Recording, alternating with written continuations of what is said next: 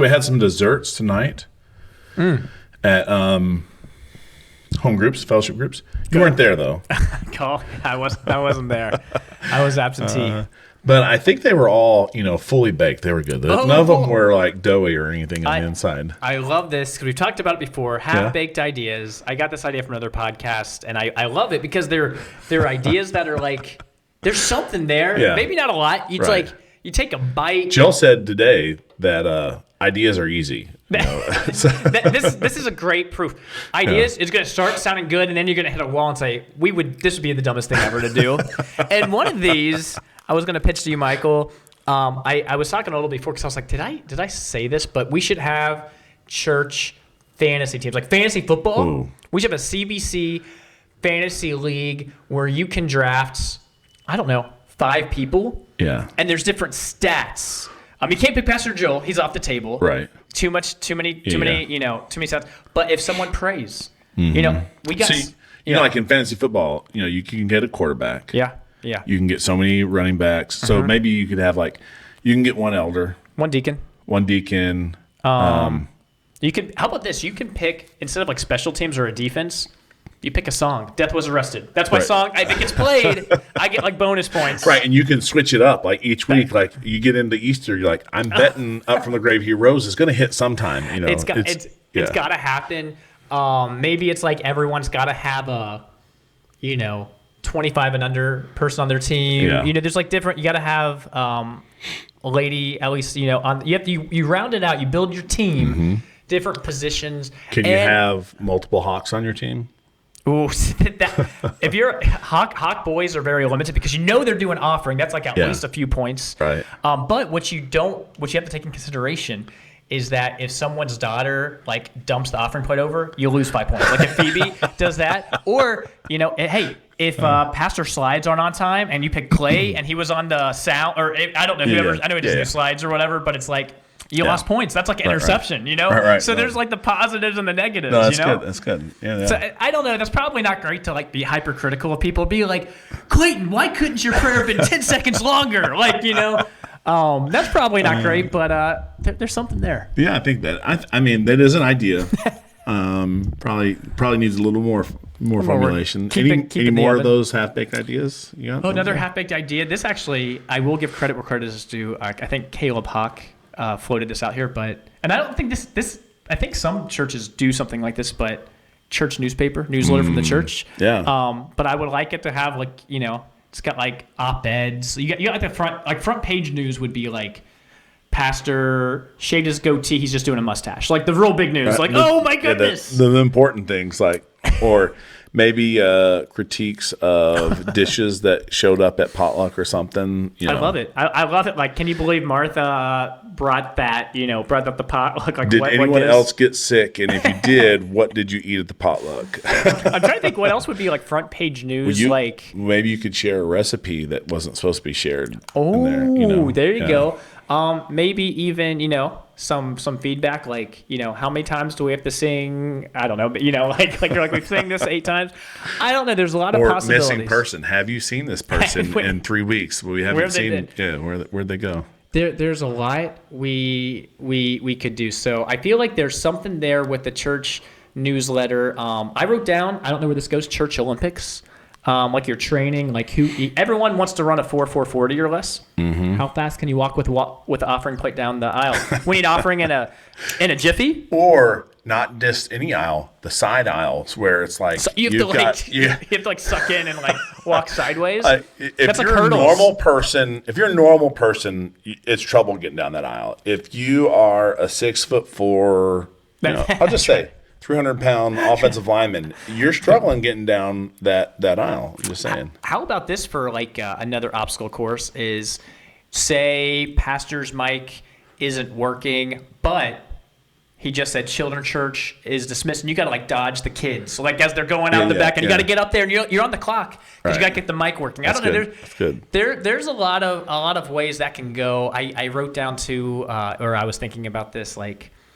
There's something in there with like working out and MacArthur study Bibles because those are like heavy versus like, if you're like, those are like the 45-pound plates. Like if you're like working on some Joel Osteen stuff, that's like the 2.5 pound. I don't know. That's like not even a quarterback. There's just in my mind that like, there's something there with the Olympics. But, I've been trying to think of some of these more half-baked ideas. So I'll have to go back to the drawing board, go back to the oven, that'd be good. And throw some things in there. Yeah, we need an oven that works. We're still #ovenless. Oh, man, are you guys like air frying it up? Like what's the what's the interim? Yeah, we do have an air fryer. Our stove works, and that's true. We got a grill. It's just the actual oven doesn't work.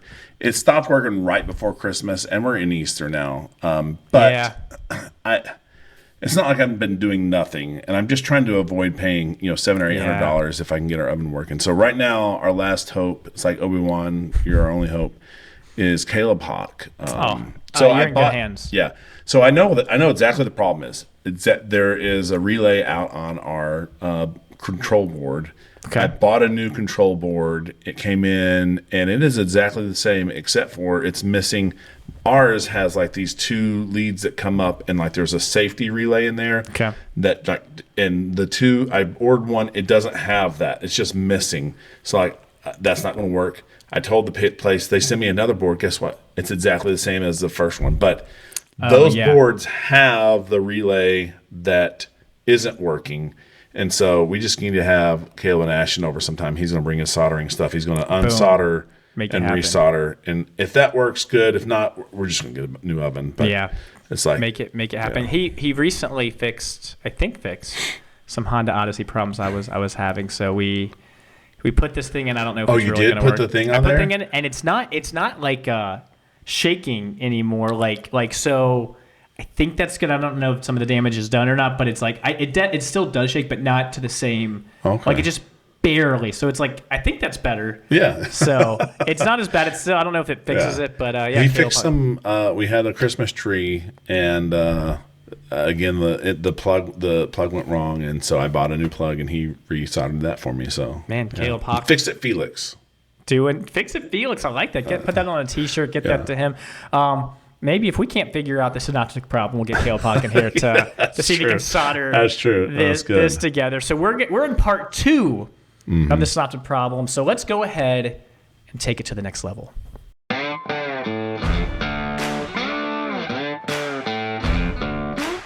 From the hearts of the Low Country in South Carolina, it's the Take 2 podcast, where we take theology to the next level. Well, last time we gathered, Michael put forth the Matthew first hypothesis, made a compelling case because, and what I liked about your case is that, and I'm a church history guy. I don't know everything about church history, but I don't think we throw it to the wind. I think that sometimes those of the Baptist persuasion can be like, oh, everything. Let's get these Catholics out of here because it's been so corrupt. It's like we don't like church history almost at all sometimes. Yeah. But I have an appreciation. Like I think things didn't happen for no reason, especially when it comes to some of this. So some of this stuff makes some sense. Yeah. Speaking of Baptists, I grew up in a church, and this was said from the pulpit, and this is what was taught, was that we were not Protestant. Because in order to be Protestant, it means you must have protested out of the Catholic Church. And we were never part of the Catholic Church as Baptists because, and I guess there were some. There's this book called Roarin'.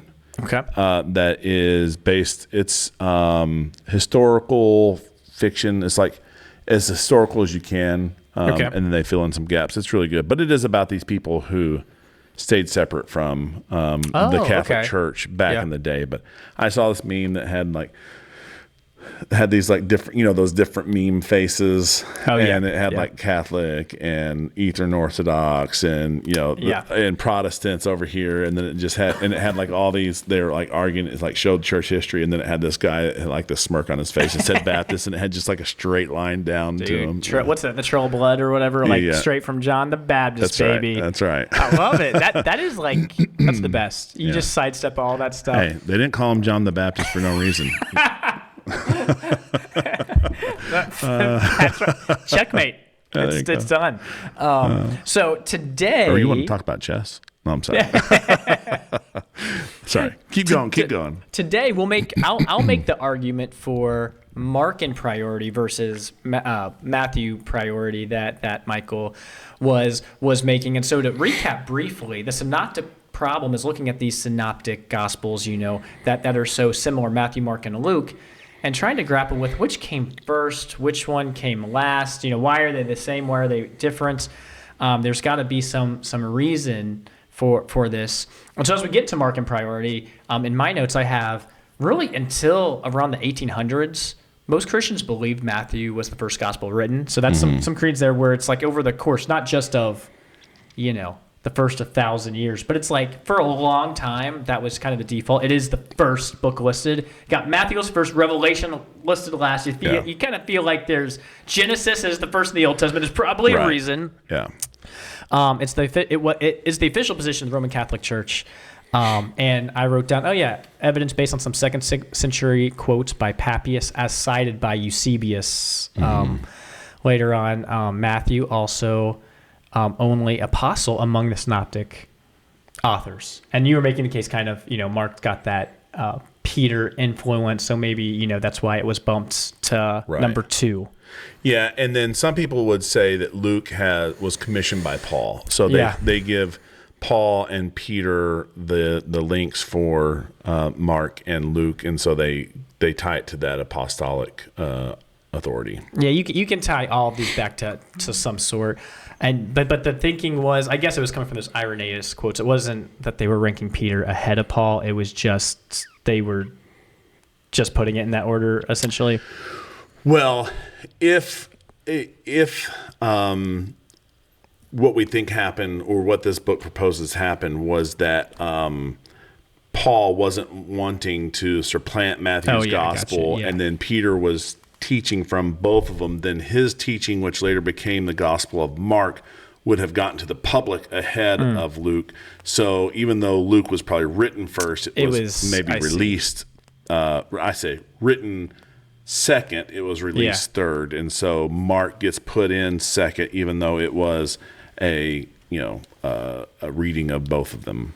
I see. Okay. Based on that theory. Yeah. Makes sense. And I'll say most of the stuff I'm looking at is just I'm reading. I should try to find the book. It's Introduction to the New Testament book, and is it Hebert?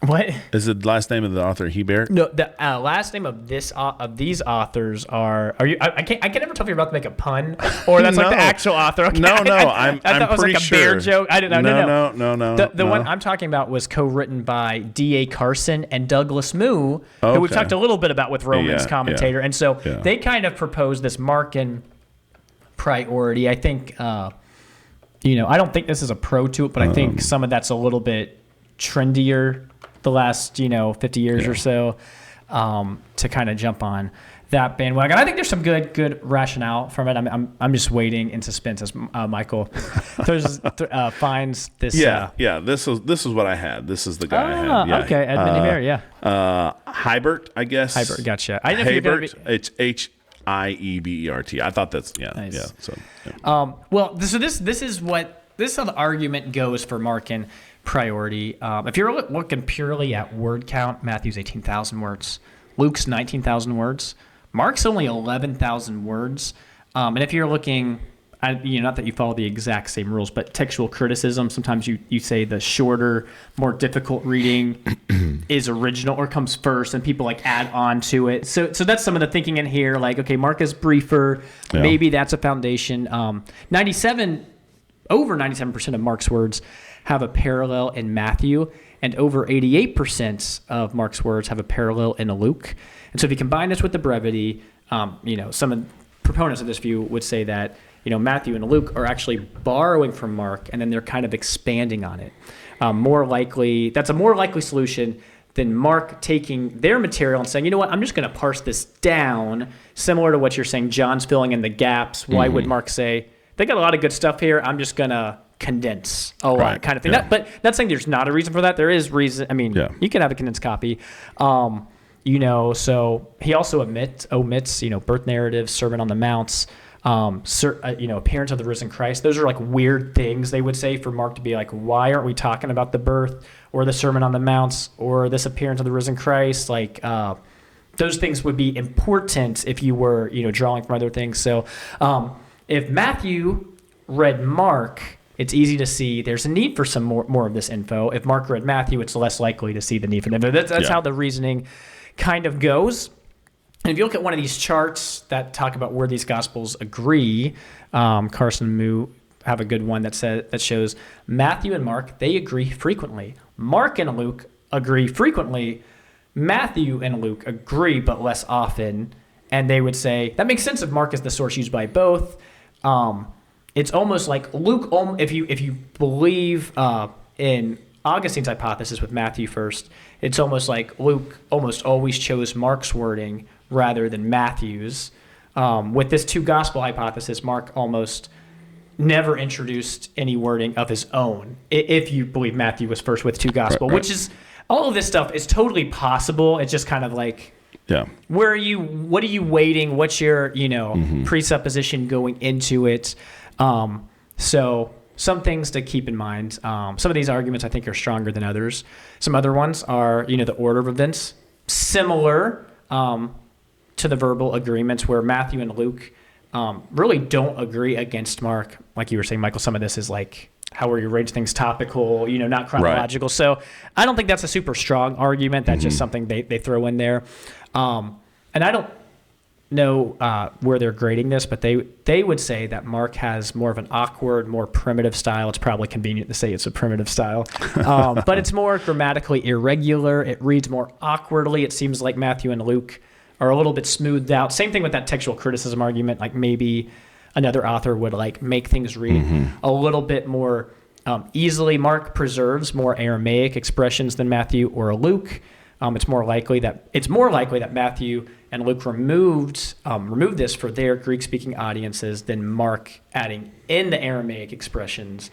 And then, some scholars will say some of the theology in Mark is a little more, have some difficult statements. I've got a couple examples. If you want to read the first one, Mark. Yeah, 6, I should have grabbed my actual Bible, which is like 6 feet away. It's not that far, I'll just use my app. So I'm reading Mark 6. Yes, read Mark 6, verse 5. And what I'm going to do is I'm going to look up Matthew 13, verse 58. And I'm assuming you are reading from the good old NASB. Yeah, I can change to whichever because it's an app. Great, I'm here. Okay. I'm in NASB as well, so we're good. So this is Mark 6, 5, and it says, "And he could do no miracle there except that he laid his hands on a few sick people and healed them." Versus Matthew, which says, "And he did not do many miracles there because of their unbelief." What they would say is you find some of these expressions where he couldn't do miracles. We're not saying that Jesus couldn't, where like maybe Matthew's coming in and says, oh, he just didn't do miracles. Not that he couldn't do it. Right. I think we would say, you're reading Mark. Mark's not saying like, Jesus' hands were tied. Right. But it's like some of these like awkward things. It seems like maybe they would be smoothed out by a later author. So just a few reasoning. Any comments on that you're just like, man. Well, now, yeah. Yeah, I would say, and I think this is the point that, not to keep going back, but the point that D.A. Black would make in this book is that different proponents of this, they look at this evidence, and this evidence can definitely support. Yeah, you're reverse engineering. Yeah, it can support either one, because I'm thinking, if Peter is there, Peter was a fisherman and he's teaching. We know that Mark acted as a translator. So if Peter is teaching and Mark wants to preserve what Peter's teaching, you're going to get more of those Aramaic statements in there. Anyway, because Peter probably was less cosmopolitan than a Paul or a Matthew. Right. And so everything that you said there, I'm like, I think that either one, that evidence, whichever way you want to read it, fits either one of those theories. And then what tips you over, what makes the most sense, and you just have to decide. Make that call. Yeah, make what that call is. And so in your view too, you do affirm Q was a thing that was used. No. So Q. So that's something you're like, hey, Q's not necessary. Yeah. Kind of thing. So in the Markan priority view, you kind of need Q to make it work. Yeah. That's the second source of these two sources and this two source hypothesis. That the argument would go that both Matthew and Luke, they would be using Q, and they would be using Mark separately. Yeah. So here's a little bit, that would point to that being a possibility. You look at the sayings of Jesus. There are 250 verses common to Matthew and to Luke that you just don't find in Mark, and these are parallel with each other, hinting that maybe they probably were using some of the same source. Matthew and Luke, they're not in agreement on many things, but they are parallel in some of these events. There's these doublets that you find in Matthew and Luke, and doublets that they're accounts that appear more than once in a single gospel. And so the thinking is Luke may have followed Mark at one point and Q at another. So just for example, if you want to turn to Michael to Luke 18, verse 17. 18 or 8? 8. I'm glad you're watching the notes. Okay. And I'll turn to Luke 12, verse 2. I think this will be an example of one of these doublets. All right, it says, "For nothing is hidden that will not become evident, nor anything secret that will not be known and come to light." Okay, very similar in Luke 12:2. It says, "But there's nothing covered up that will not be revealed, and hidden that will not be known." The first one of these that Michael read parallels like almost word for word with Mark 4:22, and then the second one is almost word for word with Matthew 10:26. So the assumption is, the first might be from Mark, and the second one might be from this Q source, that they're using the same Q source because they're so similar. And then what we see is that they place this, hypothetical Q material in different places. The non-Markan material of Matthew and Luke, they're kind of put in different contexts. That, we see Matthew preserves this in discourses, and Luke scatters them a little bit more. Kind of makes sense if Q is used as an independent source versus like I'm going to copy and paste Mark into my gospel, using it a little bit differently where that Greek in those cases are not word for word. So if you deny Q, like we kind of talked about, you're going to deny. Yeah, Michael's raising it. You're going to deny this Markan priority. There are minor agreements between Matthew and Luke, so that's there, and these stand against Mark. You can't totally be sure. Because this really is a complex process. And it's not saying that it's not like Matthew would be like, well, Peter said something one time, I'm not going to listen to this, or Mark. It's like they all ran in circles that probably talked with each other a little bit. And so you're like, okay, you just don't know how much they heard, or maybe there were written things or oral traditions.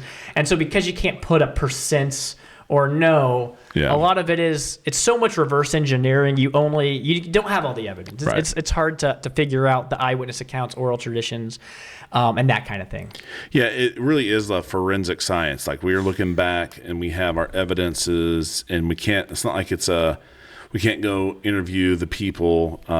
It's not like it's something we can do again and again and try it out. So we just So it's like we have this historical evidence. We're trying to piece together what makes the most sense of all of the evidence that's there. And I think even some of the things that, like I said, for each one of these, I think we could go either way. Yeah, be like, this is a point for me, and you're like, no, actually, it's a point for me. Right. So I think that both. There's probably some really bad theories out there that can explain it, but I think the Markan and Q make sense of the text. I think the Matthew with Peter using both of them makes sense of the text. I think I have the church fathers on my side too. So maybe that would sway you. Okay, this is the way to agree. But I think both. I think it's very understandable, especially if you say, man, we found some errors in the church fathers. We're not going to count them at all. Let's just look at the text and come up with our I think this makes a lot of sense. Here's some theories that I think are not as likely. Some people have proposed that maybe there was an earlier edition of Mark, like a first edition Mark, or a preview of Mark. It's like a rough draft. It's not done. I'm still working on it. Homework's not due for a couple weeks, but and that I haven't checked this out with the Holy Spirit yet. It's just me writing down. I'm going to pray about this and then give you draft 2. And so if you had these pre-drafts floating around, then you could borrow from each other before. I don't love that. Probably not likely. We talked about this. Matthew's first gospel. maybe there, it was in Hebrew and Aramaic, or maybe there was, what some people say, it wasn't translated from that, but he wrote some notes down in Hebrew, Aramaic, and then later wrote in Greek, and there's something floating around. Peter used Matthew in composing, the Greek Mark, and then Greek Matthew used Greek Mark, but problem with that, Matthew doesn't read like a translation. Right.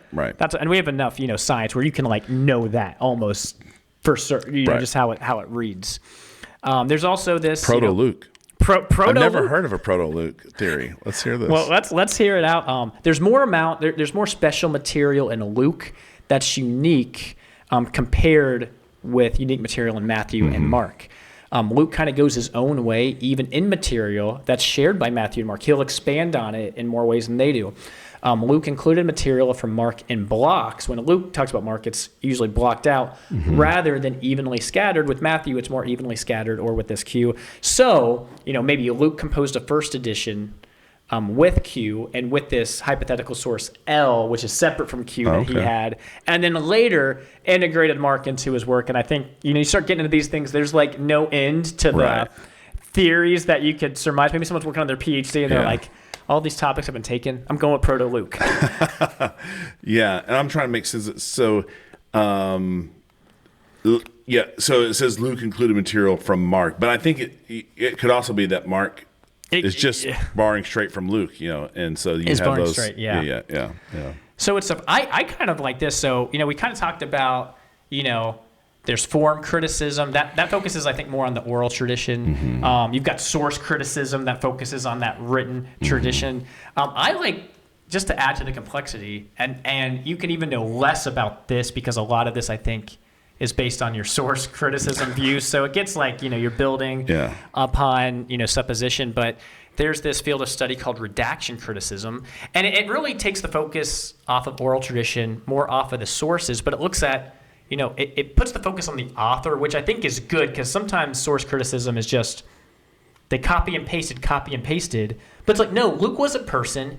He had a theology, not that he had his own agenda, but he was looking at the world from a different perspective as Matthew. Matthew's Jewish audience compared to Luke. And, maybe some of this accounts for some of their, differences too, certainly, right? Right. And so they're authors, and they can read, they can, under the inspiration of the Holy Spirit, use sources and come to different things too. So it's a little bit different than the Synoptic Problem, but I think it's worth mentioning why these might be different as well, that they take these sources and they're going to make their own work.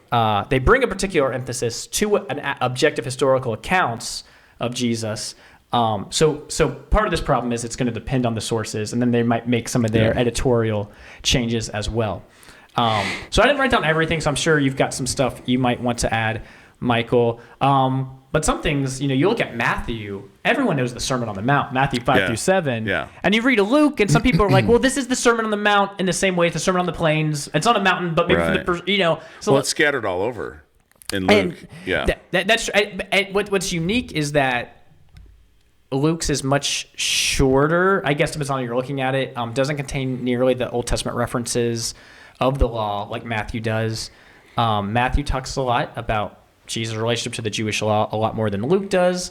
Luke talks about Jesus praying a lot more than Matthew does. Mark doesn't either. So maybe people are like, well, Luke talks about prayer, it's a special priority, but you could look at a lot of these different emphases. I have this written down later, but while we're talking about Sermon on the Mount, Matthew says, blessed are the poor in spirit. Luke says, blessed are the poor. So some people are like, he's totally socioeconomic, not, it's like, I don't know how much we read into all of those things. Because you can read too much and be like, oh, I know what Luke was thinking. It's like, no, he was just, he's telling it, he's writing down an account, And I've often wondered, did Luke get that wrong? And is that even heretical for me to think that or say that? But I think it's preserved. I think that's what Luke wrote, and there are places where Jesus said it's easier for a rich man to enter through it's easier for a camel to go through the eye of a needle than a rich man in heaven. So I think there may have been a place where Jesus was talking to, and this was like Jesus for a little bit was kind of an itinerant preacher, itinerant rabbi. And so he may be saying the same thing and like bend it slightly because he knows this area is very affluent. And so, Luke could have picked up on, So he may have interviewed someone where he says, blessed are the poor, where Matthew, remembers the time where he says, blessed are the poor in spirit. And, so he probably said both of those at different times, but trying to get to the same point, That I think that's a great point. We look at how these authors arrange their materials, topical versus chronological. We talked about that a little bit. You look at miracles; they're kind of put in different orders. Matthew probably has a different emphasis because he's using these topics compared to someone like Luke. This is an interesting one. I don't know if you've ever looked at this. Matthew 4 and Luke 4, temptation of Jesus in the wilderness, records their temptations in different order. Yeah. And is it saying like, okay, there's some significance here versus chronological? A lot of people, I think, point to that as like the Gospels aren't true because they're different. It's like, well, no, you know what I mean? Like those kind of things. This one's to me, and that's what gets me is like some people try to use this to discount the Gospels, and it's like you have both of these books that one, it's anachronistic to go back and assume that their requirement of specificity and precision was equal to ours, because we have a much higher standard for precision than what they did back then. Because you could quote someone back in the day and no one expected it to be word for word what the person said. But if you were accurate in what they, if you caught the spirit of what they said, then that was fine. Yeah, and even furthermore, it's like when it comes to things like spelling and that kind of thing, it's like you read stuff from like the 1800s and people spelled things however they want. It's like it's not that long ago. Spelling was like arbitrary, not arbitrary, but it's like you can do whatever you want. And so it's like it's silly to say, oh, we're going back 2,000 years. We got to do it the way we do it today. Sorry, I got to say this. Please do. You can tell.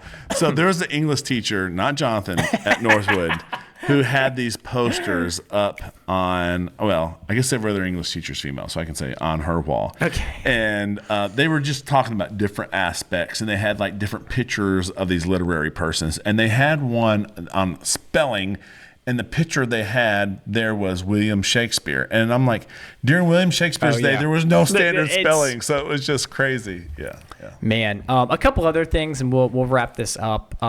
You can look at these different Gospels. They have different stylistic variances where, Matthew uses this phrase, when Jesus had finished saying these things, at like 5 different, you can break up, the Gospel of Matthew into 5 sections based on his authorial style. That he's doing this on purpose to give you a flow of the book that's, different it's like authors. Evening, in the morning, or the first day. Okay. It just broke them up into thematic sections, right? And so that is so that there's a lot in that.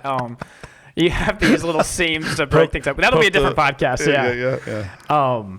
We talked about poor in spirit versus poor. So I think that's fascinating, and you can kind of see their different emphasis, their audiences. At the same time, you can read a lot into this, and it might just be a style thing, and you're reading all this theology into like that's just their personality. They're not trying to send a message, even though every word of Scripture I think is important. So it's kind of you want to take all these things together and not just run off, because some people, I think you might agree, look at Luke talks about the poor and it's written after Matthew.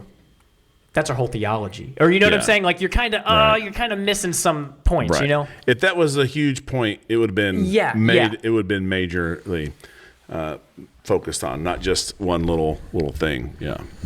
And he said, "Blessed are the poor." So it's good.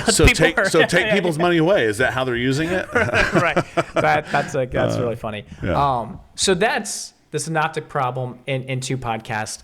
I'm sure 2 is plenty. People are probably like, maybe people are like, hey, let's do an 8-part series. Let's keep breaking it down. I want to dig into it. Show us the graphs. Yeah.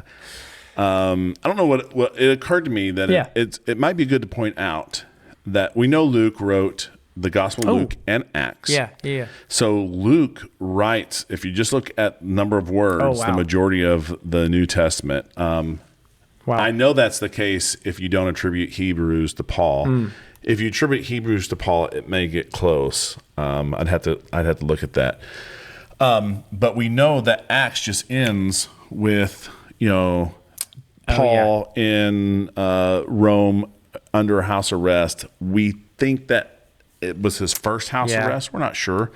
But that would have been around 62 or so, 63-ish. And he would have written Luke before that.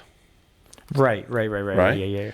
And no matter whether you're Markan or Matthew, right. Priority, those would have been written before that. Yeah, it's good. And so you get the Gospels very early. Man. At most, like 15, 20 years after the events. Some people would put certain sayings very early, like in Corinthians, like when Paul tells them in Corinthians 5, I pass on to you of utmost importance what was passed on to me, that Christ, like he wrote that. We know he wrote that like in the early 50s. Wow. And then he was referencing an earlier time when he preached that to them, and that was passed on to him. So it had to even been before then. So there's lots of good arguments that put all this material early, and that put this, around when people were there to say, no, this is not what really happened. Yeah, that's pretty striking. Yeah. When you take all of that, and that's incredibly early, and it really just lends to the credibility. Yeah. It's pretty amazing. And as much as we read through our Gospels and we see different facets, it's like a diamond with different facets. Yeah. Like so.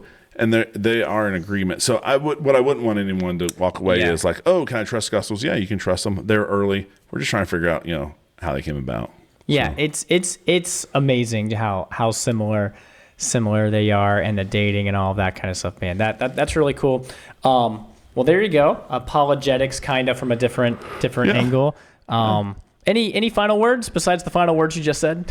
No. I think that's good. Go read your Gospels. Yeah. Boom. That is great. A great word. Well, that is our take. Thanks for listening to Take Two.